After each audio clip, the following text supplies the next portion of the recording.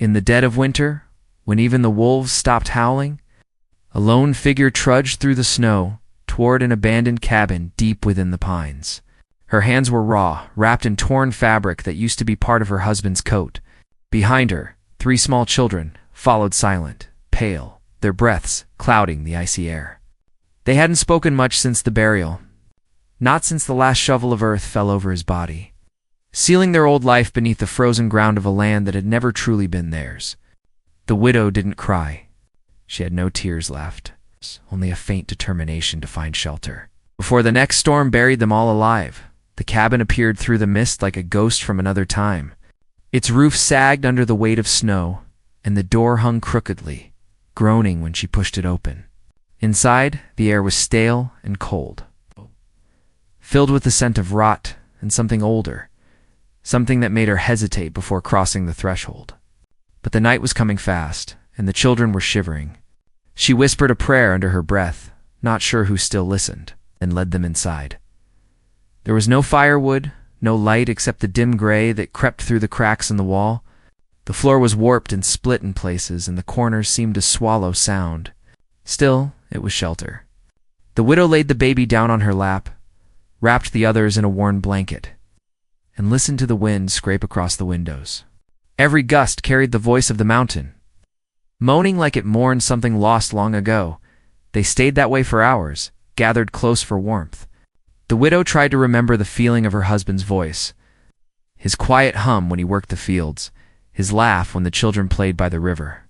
But the more she tried, the more his memory faded into the whisper of the storm. She didn't notice when she fell asleep sitting upright, her hand resting protectively over the baby's small chest. It was sometime before dawn when she woke to a sound that didn't belong to the wind. At first, it was faint, barely there a rhythm of low murmurs, like distant chanting. She sat up, straining to hear. The children slept soundly beside her, but the sound grew clearer, threading through the silence like a pulse beneath the earth. Prayers. Soft, deliberate, and spoken in a tongue she didn't recognize. The widow froze. Her heart pounded in her chest as she looked around the cabin. There was no one there, just the dim outline of old furniture and the faint flicker of dying embers in the hearth. Yet the voices continued, coming from below the floorboards. Not one voice, but many, rising and falling in unison, steady and haunting. It sounded like a congregation praying in secret, their words soaked in sorrow. She held her breath and pressed her ear to the wooden planks. The sound was unmistakable now. Men's voices, deep and resonant, echoing from somewhere beneath her feet. She pulled back, clutching her shawl tightly, unsure if she should wake the children or pretend she hadn't heard anything at all. The cabin stood silent for years. She'd been told no one lived here since the war. Some said soldiers had built it when the valley was still wild. Others claimed travelers disappeared near these woods, their belongings found frozen, but their bodies never recovered. The widow tried to steady her breath. Fear was a luxury she couldn't afford, not with 3 mouths to feed and no place else to go. She forced herself to think rationally. Perhaps it was the wind echoing through an empty cellar, or water running beneath the ground. She told herself anything that made sense. But then the prayers changed. They grew sharper, faster, as if whoever spoke below was pleading for something. Her baby stirred, a soft whimper escaping his lips. The voices fell silent instantly. The widow sat frozen. The air turned heavy, and for the first time since entering the cabin, she could feel it, the faint vibration through the wood, like footsteps moving just below her. Not human ones, but a shuffle too light, too deliberate, almost as if something unseen was listening from the dark. She reached for the rusted lantern hanging by the door and struck a match. The tiny flame flickered weakly before catching. In its glow, she could see more clearly now the cracks in the floor, the strange markings carved into one of the beams. They weren't letters, at least none she knew. Circles, lines, and a spiral that looked fresh despite the decay around it. Someone had drawn it recently. Her hand trembled as she touched it. The wood was cold, so cold it almost burned her fingertips. She wanted to leave right then, to gather her children, wrap them tight, and vanish into the snow before dawn. But outside, the wind howled like a wounded animal, rattling the shutters and sending flurries through the cracks. Leaving meant death, and staying meant facing whatever was beneath her feet. The baby began to cry again, louder this time. The sound echoed sharply in the cramped space. The widow rocked him gently, whispering lullabies she barely remembered. Then, as suddenly as it began, the crying stopped, and another sound followed. A creak from the far corner of the room, slow, deliberate, like pressure shifting under the boards. She turned the lantern toward it, her heart hammering. The light quivered across the dusty planks, illuminating nothing but emptiness. Yet the sound came again, closer. One board lifted slightly, as if something beneath it was pushing upward. She gasped and stumbled backward, shielding the children. Her eldest stirred awake, rubbing her eyes. "Mama?" she whispered, her voice trembling. The widow pressed a finger to her lips. "Quiet," she mouthed. The board settled again, silent now, almost as if it had never moved. For several minutes, no one breathed. Only the faint hiss of the wind filled the air. The widow kept her eyes fixed on that corner until the first pale light of morning crept through the cracks. By then, the voices had vanished completely, and the cabin stood silent once more. Still, she couldn't shake the feeling that they were being watched from below. Or from beyond, she couldn't tell. That day, she tried to pretend nothing had happened. She swept the floor, patched the broken window, and gathered wood from the edge of the clearing. The children played near the doorway, their laughter brief but precious. She wanted them to believe they were safe, that she could protect them from everything, the cold, the hunger, even the strange whispers that haunted the cabin. But every creak of the floor reminded her that safety here was an illusion. Something had stirred beneath them, something that wasn't done speaking. When night fell again, the forest grew darker than before. The moon hid behind clouds, and the snow began to fall in heavy sheets, muffling every sound except the steady crackle of the fire. The widow sat by it, clutching her baby close, her eyes drifting toward the same corner where the board had moved. The children had fallen asleep early, worn out from the cold. Outside, the storm raged like a living thing, and just when she thought exhaustion might finally win, she heard it again, a whisper, faint and mournful, rising from beneath the floor. This time, it spoke her name. The widow sat frozen, her back pressed against the wall, eyes wide in the firelight. The whisper was soft but clear, threading through the creaks of the old wood. It wasn't her imagination this time. It called her name again, slower now, drawn out like a breath that had traveled through years of silence. She didn't move. Even the baby stopped fidgeting in her arms, his small chest rising and falling in rhythm with the faint hum beneath them. The storm outside drowned the rest of the world, wrapping the cabin in an eerie isolation that made every heartbeat sound louder. Her first instinct was to wake the children and flee into the snow. But where would they go? The valley stretched for miles with nothing but trees and frozen rivers. The nearest town was a half-day's walk, and the last time she'd been there. She'd sold her wedding ring for a sack of flour and the promise of work that never came. This cabin was all she had now. The thought of leaving it in the middle of a blizzard made her feel like she'd be walking straight into death. So she did the only thing she could. She whispered back, "Who's there?" Her voice cracked, barely a sound. The whisper beneath the floor stopped. The silence that followed was heavier than before. She stared at the floorboards, half expecting them to move again. When nothing happened, she forced herself to breathe and poked at the fire with a stick, sending sparks into the dark. The glow chased the shadows along the walls, and for a brief moment, she convinced herself she had imagined everything. But when she glanced down, she saw the spiral marking again only now. The wood around it looked darker, as if something beneath had burned through to the surface. By morning, the storm had buried the world in white. The widow stepped outside with an axe in her hand, leaving the children inside. The snow reached her knees, cold biting into her legs. She moved slowly toward the tree line to gather what branches she could. The woods were silent, and her own breath seemed too loud. She looked back at the cabin and noticed something strange. There were no tracks leading to it, except her own from the night before. The wind had swept everything clean, as if nothing human had ever crossed that ground. Inside, her oldest girl was sitting by the hearth, holding the baby close. The boy was staring at the floor again. He pointed to the corner where the plank had lifted. "Mama, I heard someone talking," he said quietly. She froze, the axe still in her hand. "When?" she asked. "Before sunrise," he replied. "It was a man. He said he was sorry." She knelt beside him, brushing the hair from his forehead. "You were dreaming," she said, but her voice didn't sound convincing, even to her. That afternoon, she explored the cabin. It had 2 rooms, the main space with the hearth, and a smaller back room that smelled of damp earth and time. There was a narrow hatch near the back wall, almost hidden beneath a pile of rotted boards. When she cleared them, she saw an iron ring fixed to the wood, a cellar door. Her breath caught. She pulled at the ring, but it didn't budge. It was frozen shut, sealed by years of neglect. Still, she felt something radiating from it, a kind of stillness that didn't belong to the living. She spent the rest of the day, keeping busy, anything to keep her mind from the sound she'd heard.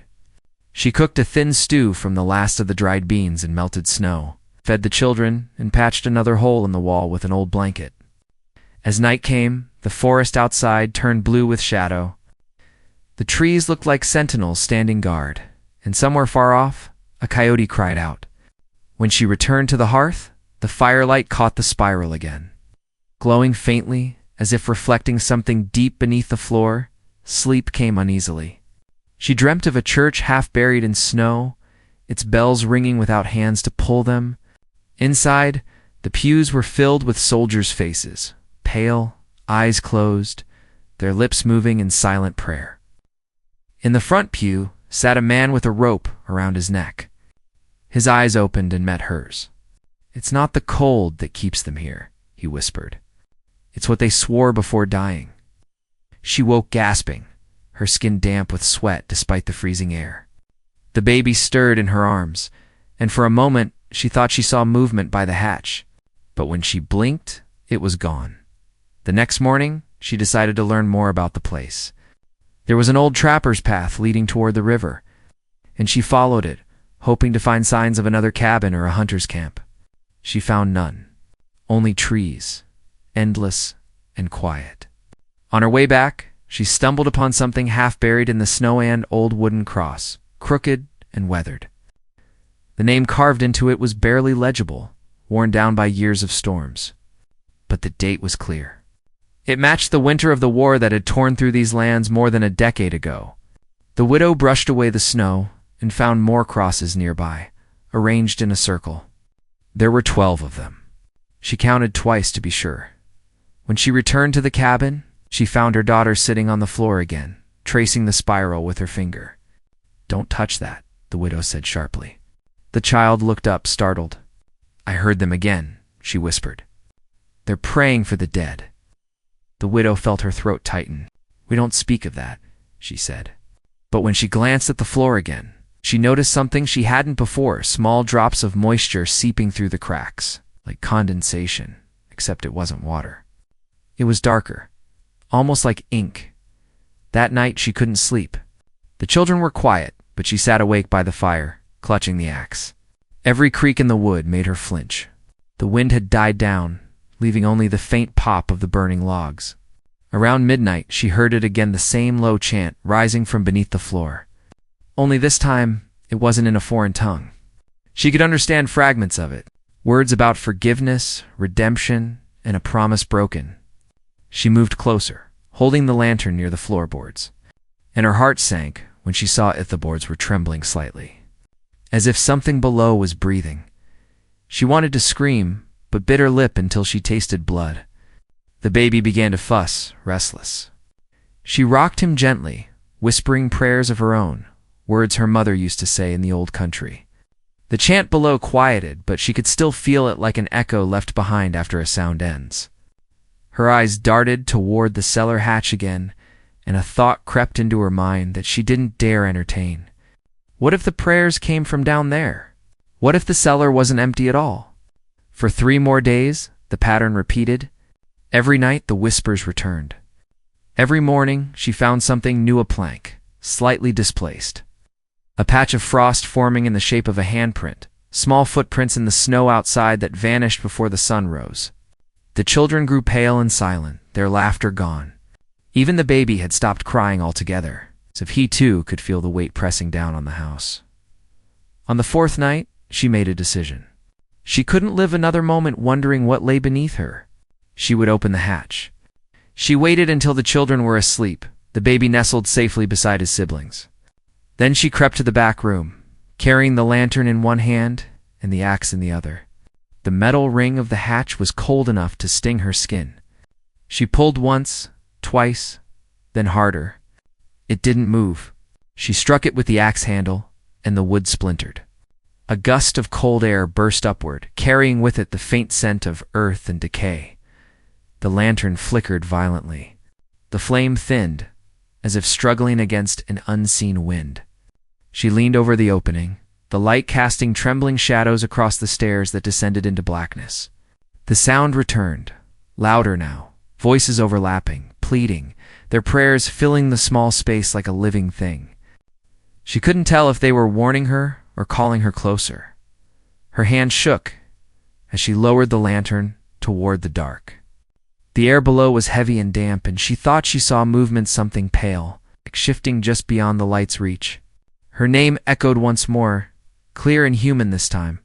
She dropped the lantern in shock, watching it tumble into the void and shatter, the flame dying instantly. From the darkness below came a single breath, long and low, like the world exhaling after a long sleep. Then, silence. She stumbled back, clutching her chest, the cold biting through her bones.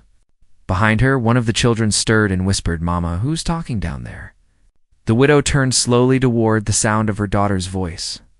But before she could answer, the floor beneath them groaned once. Then again, like something ancient was waking beneath their feet. The night after she opened the hatch, nothing felt the same. The air inside the cabin was heavier, colder, as if the warmth of the fire couldn't reach the corners anymore.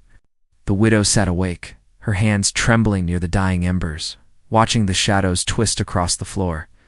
Every small sound felt magnified, the baby's breath, the creak of wood, the faint sigh of wind through the cracks. Beneath it all, she could still hear it, the slow, rhythmic pulse from below, like the steady heartbeat of something buried alive. She told herself it was the wind under the floor, or maybe the roots shifting in frozen ground. But deep inside, she knew better. The next morning, she tried to act as though nothing had changed. She brushed the snow off the roof, mended the fence, and melted ice for water. The children followed her quietly, their faces pale and drawn. The boy, who had once been quick to laugh, barely spoke anymore. The girl clung to her mother's skirt, whispering things under her breath that the widow couldn't understand. Once, when she leaned closer, she realized her daughter was reciting words that didn't belong to any prayer she knew. Soft chants that sounded eerily similar to the voices she'd heard below the floor. When she asked where she had learned them, the girl only looked toward the cabin and said, "They taught me." That night, the wind died completely, leaving the forest so still that even the trees seemed to be holding their breath. The widow put the children to bed and sat by the fire, staring at the hatch. The boards around it looked warped now, like they had been pushed from underneath. She could hear faint scraping sounds, not constant, but enough to make her heart pound every time it came. She thought of nailing the hatch shut, but some part of her knew it wouldn't matter. Whatever was beneath that floor didn't need doors or locks to find its way out.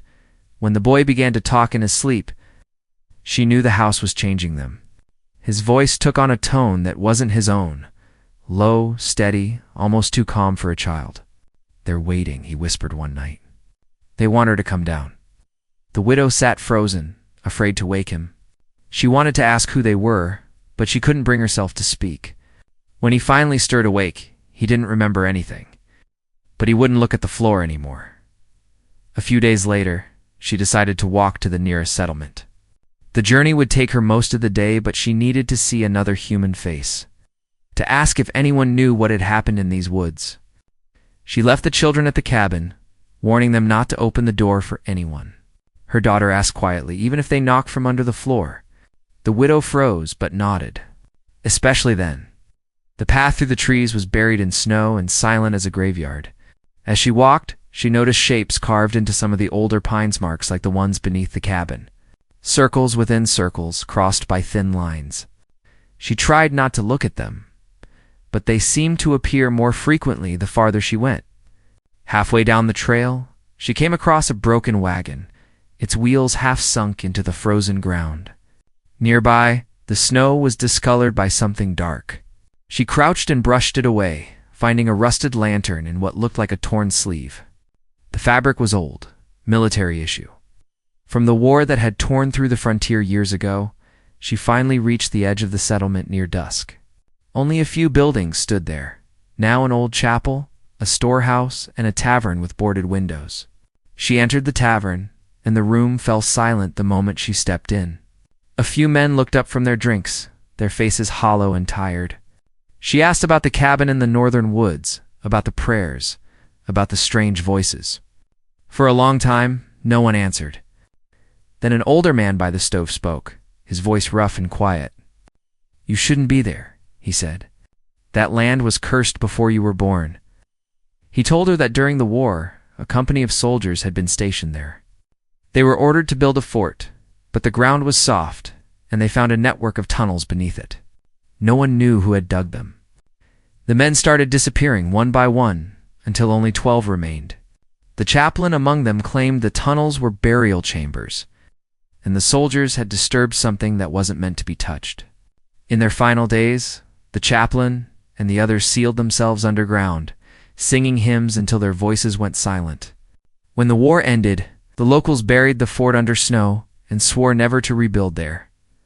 The widow's hands went cold as she listened. The man looked at her with pity. "If you've opened the ground again, you've invited them back," he said. "They pray because they can't rest." She left the tavern before anyone could stop her. The journey back to the cabin felt longer than before, every step weighed down by fear. By the time she reached the clearing, night had fallen. A faint light flickered through the cracks of the cabin walls. The children should have been asleep.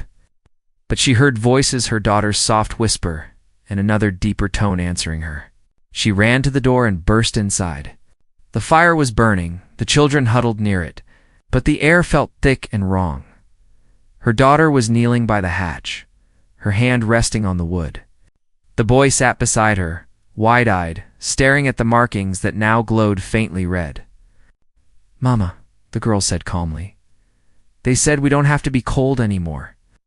The widow rushed forward and pulled her away, shouting for her to stop.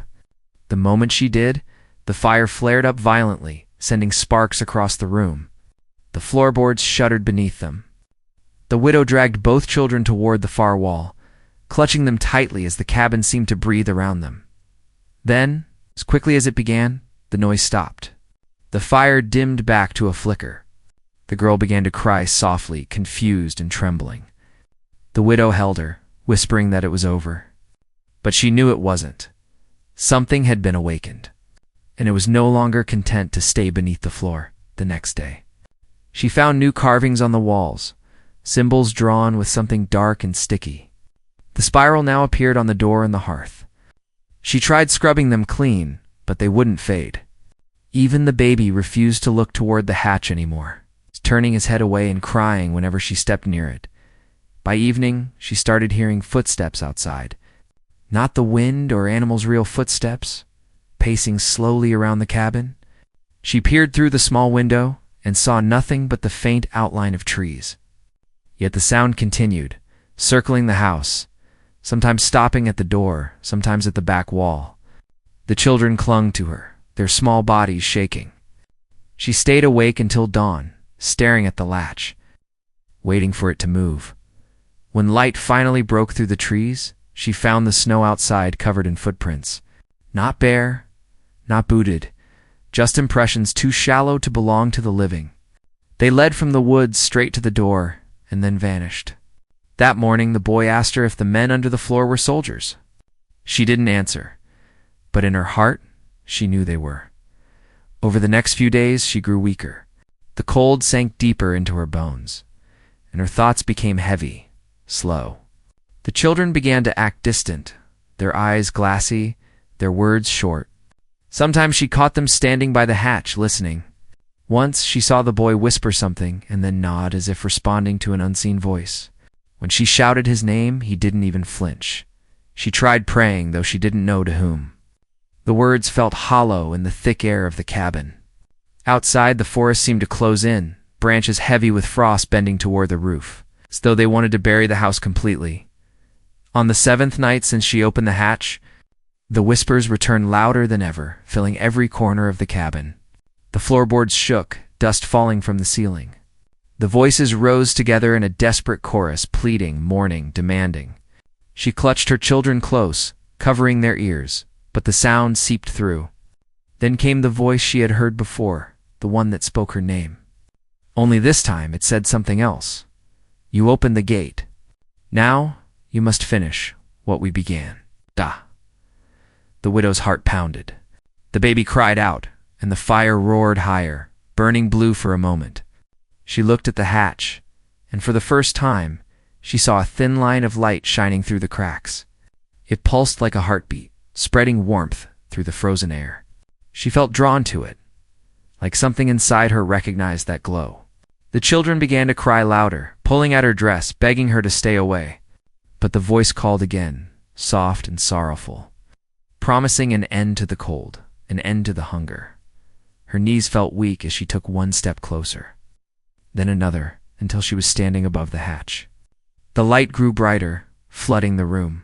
Her hand hovered over the iron ring, trembling between fear and something that felt dangerously like hope.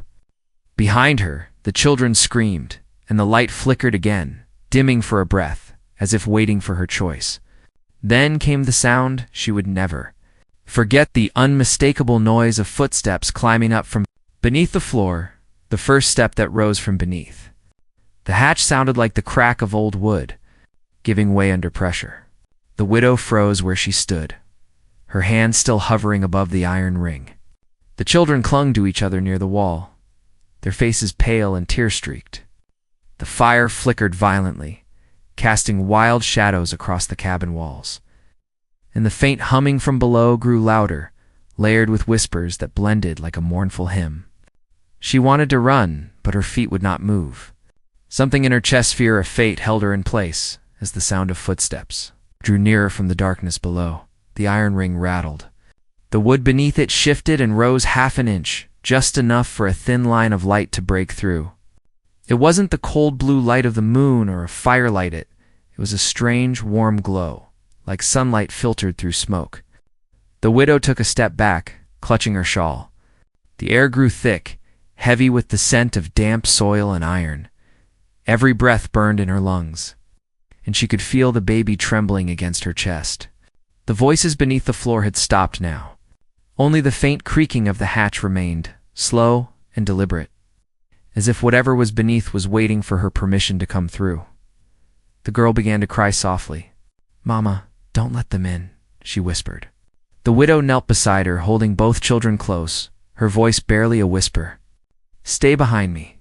No matter what happens, don't move." She turned her gaze back to the hatch. The glow brightened, filling every crack. And for a moment, it felt as if the entire cabin was breathing with its walls, expanding and contracting, the air trembling with each pulse of that strange light. Then came the voice again, the same one that had called her name before, only now it sounded closer, clearer, almost human. "Help us finish what we began." Her heart pounded so loudly she could hear it echo in her ears. "Who are you?" she shouted, her voice breaking the silence like a whip crack. No answer came, but the light from below shifted, flickering in rhythm with her heartbeat. The boards beneath her feet felt warm now, almost alive. She backed away until her shoulders pressed against the wall. The fire suddenly hissed and went out, plunging the room into near darkness, leaving only the glow from beneath the hatch. The baby started wailing, the sound sharp and desperate in the hollow room. The widow fumbled in the dark for the axe. Her hands shook so violently, she almost dropped it. She gripped it tight and raised it above her head.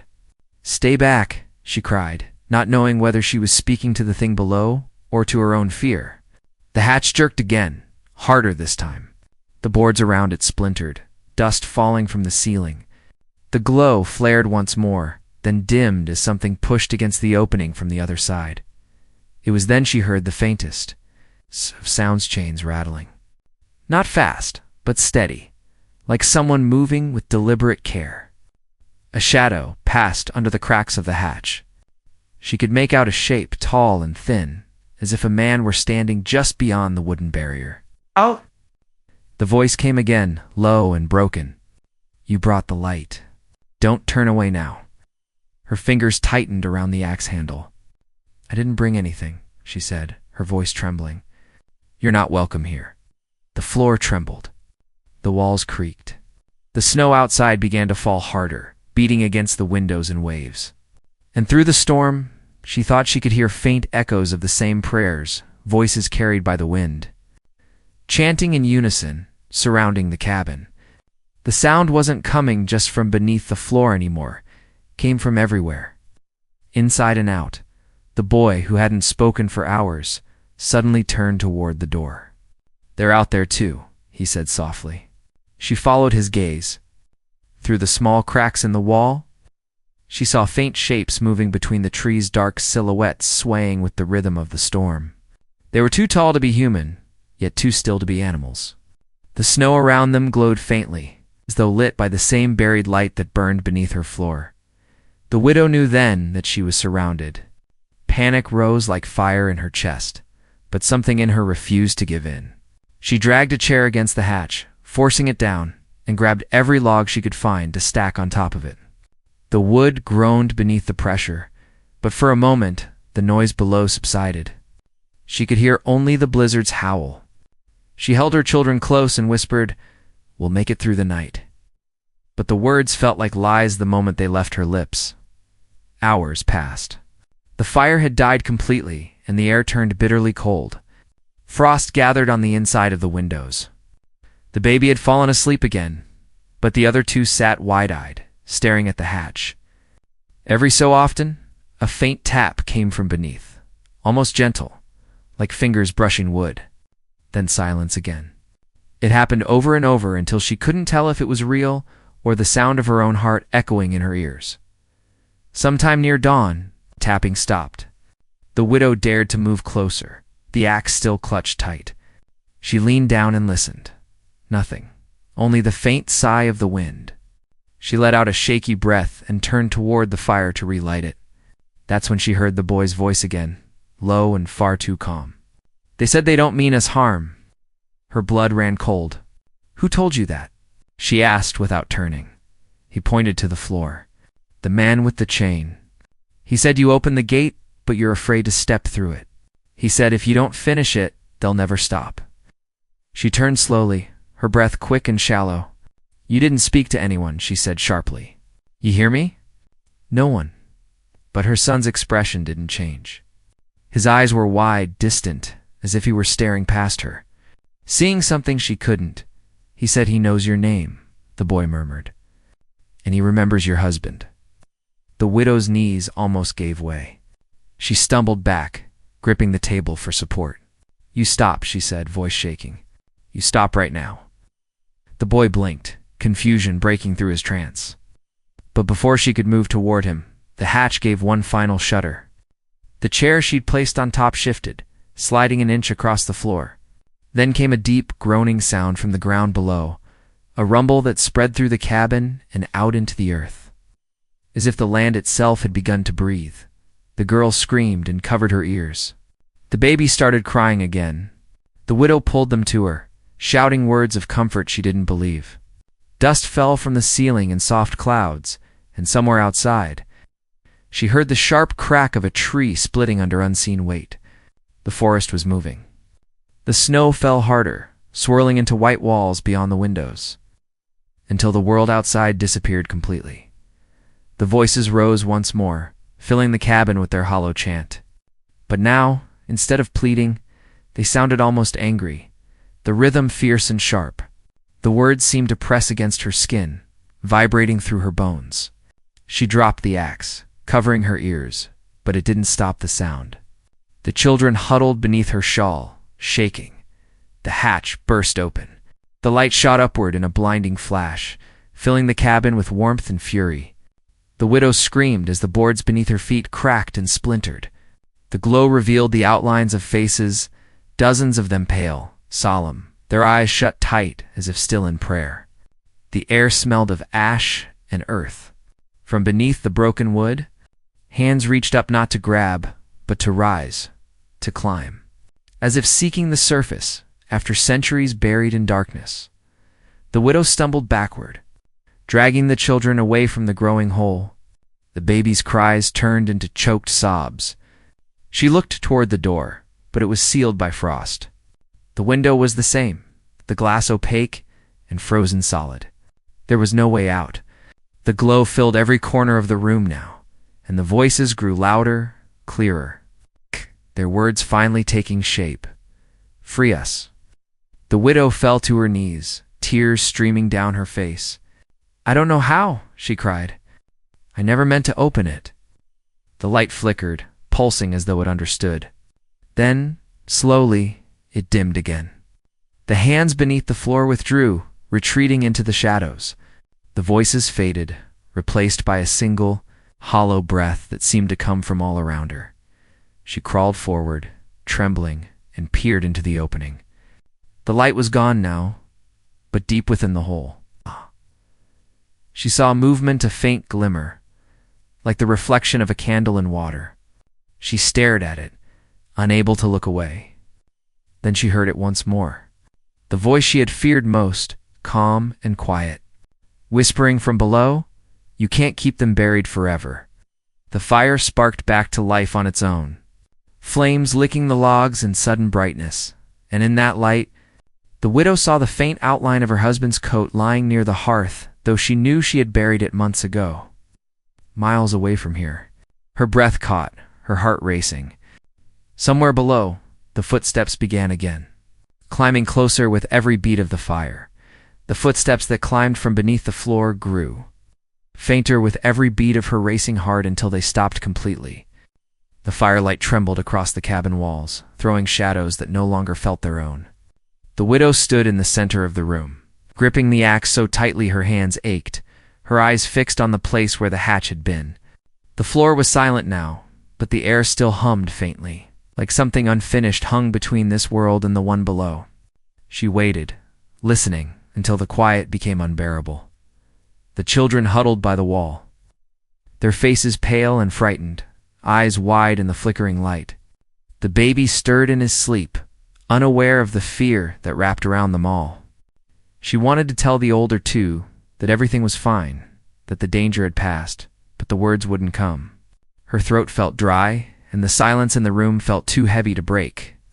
When she finally found the courage to look again, the coat that had appeared by the hearth was gone. Only the faint smell of smoke and damp earth remained, clinging to the air like a warning. At dawn, the storm finally eased. The wind faded into stillness, and light filtered through the cracks in the boards. For the first time in days, the forest outside was visible again, though it didn't look the same. The trees leaned closer, their branches heavy with snow, bending like mourners around a grave. The widow stepped outside, her breath misting in the cold. She half expected to see the same footprints circling the cabin, but the snow was smooth and untouched. It looked almost peaceful. Almost. She turned back toward the cabin and paused. Beneath the front steps, faint lines were carved into the frozen earth circles and crosses, the same markings she'd seen inside. She knelt to touch them, and the ground gave off a faint warmth, as if the earth still remembered what lay buried below. She pulled her hand back quickly and rose, scanning the tree line for movement. The forest was silent. That afternoon, she decided to dig near the edge of the clearing, where the ground dipped slightly. Something told her the truth of what haunted this place wasn't in the cabinet, was beneath the soil. The children stayed near the doorway, watching as she struck the frozen ground with the rusted shovel she'd found behind the cabin. Each blow echoed in the stillness, the sound of metal on earth cutting through the silence like a heartbeat. After the fifth strike, she hit something solid. She brushed away the snow and dirt until the outline of a wooden box appeared, small but heavy. Her pulse quickened as she pried the lid open. Inside lay a bundle of fabric wrapped around a book. The cover was cracked leather, the pages yellowed with age. The handwriting inside was cramped but legible. It wasn't a diary, it was a ledger. Each entry was signed with the same initials, CB. The last few pages told the story of a chaplain who had led 12 soldiers into the tunnels to perform burial rites for the dead after the war ended. But something went wrong. They had uncovered bodies that hadn't decayed, their faces serene, as if they were still at prayer. The men tried to rebury them, but the ground refused to take them back. The final entry read, "The light beneath the earth calls to us still. We prayed for their souls, but I fear it is ours that will not rest." The widow's hands shook as she closed the book. She felt the cold seep deeper into her bones, not from the air, but from understanding. The prayers she had heard were not curses, they were pleas. Those voices weren't trying to harm her family. They wanted release. They wanted to finish what had been left undone.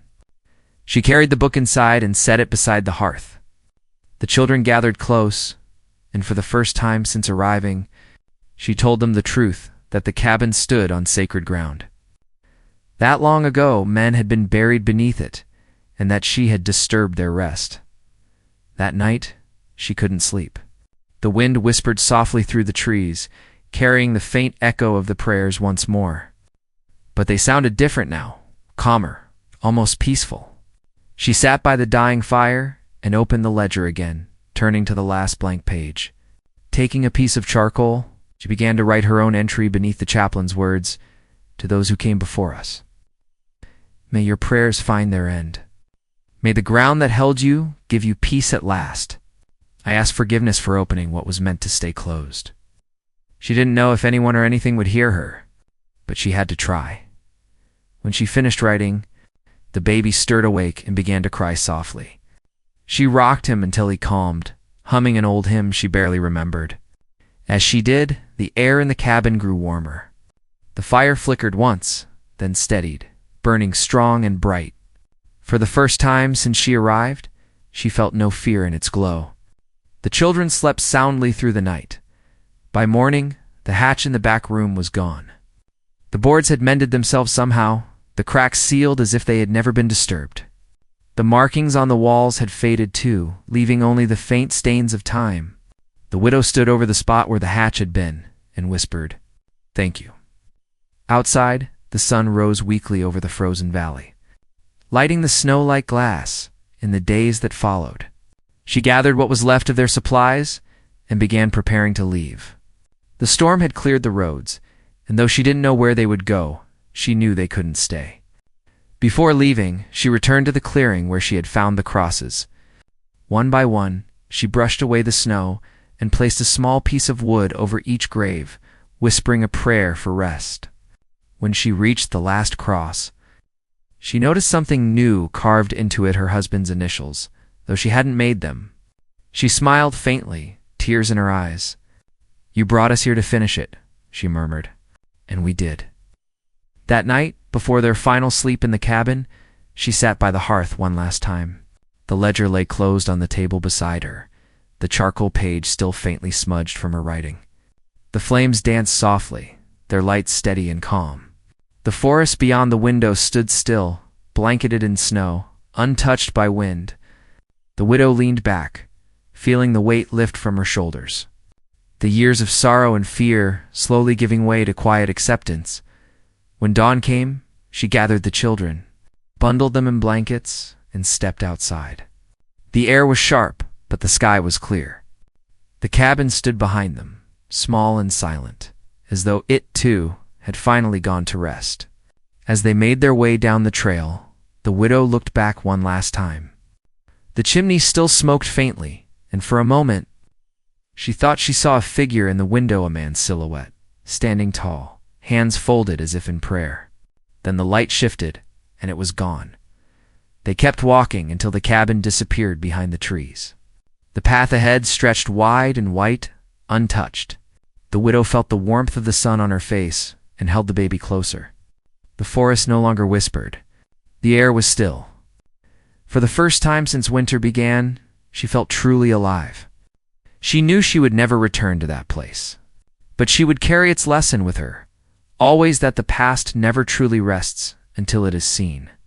And forgiveness, once spoken, can silence even the oldest of ghosts as they vanished into the snow-covered hills.